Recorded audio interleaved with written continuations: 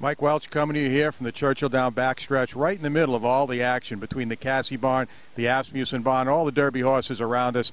And the gang's all here but one. Gervin, the only member of the Derby field, not on the grounds at this point. Just about everybody else was out on the track this morning. And the talk of the town right now is Always Dreaming, both the good and the bad talk.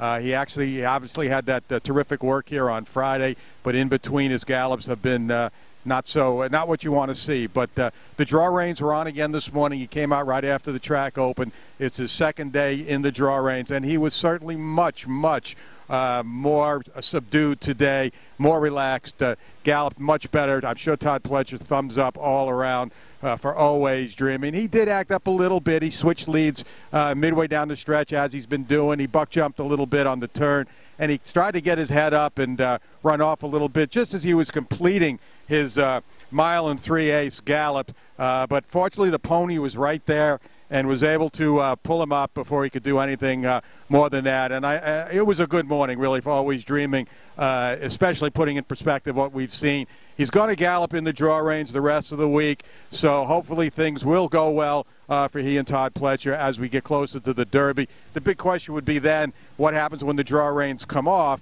on Derby Day? But right now, all things are good. I think he may go to the gate tomorrow, so you may get to see him during the Derby Oaks session at 8:30. Also on the track earlier this morning was the Oaks favorite, Paradise Woods, and Paradise Woods looked terrific in her first gallop over the racetrack here. She had her ears pricked, looking around a little bit, but as calm and relaxed as can be. She's going to take a lot of beating on Oaks Day. A great first impression of Paradise Woods. Also a very positive first impression today of Irish Warcry, his first day out on the track. He was a little headstrong himself, certainly not like we saw from Always Dreaming here last week. But he was throwing his head some, but settled down most of the way and had a nice gallop for Graham Motion first day on the track here. I expect he'll settle down some a little more tomorrow, having had the gallop over the track. Among the horses that really impressed me this morning, the Derby horses during their gallops, were Practical Joke and once again State of Honor.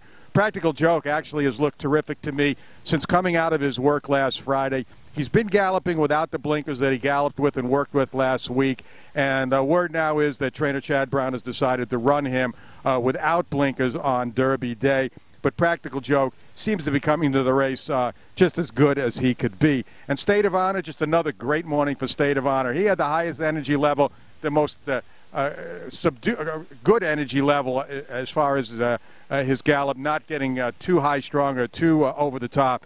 State of Honor, a real strong gallop today. This horse has really been doing well ever since I've gotten here, and I expect him to run another of those top races of his. He hasn't run a bad race all year. I expect to see another big race from him as well. First look today of Thunder Snow. Had a busy morning. He jogged a mile. He galloped a mile.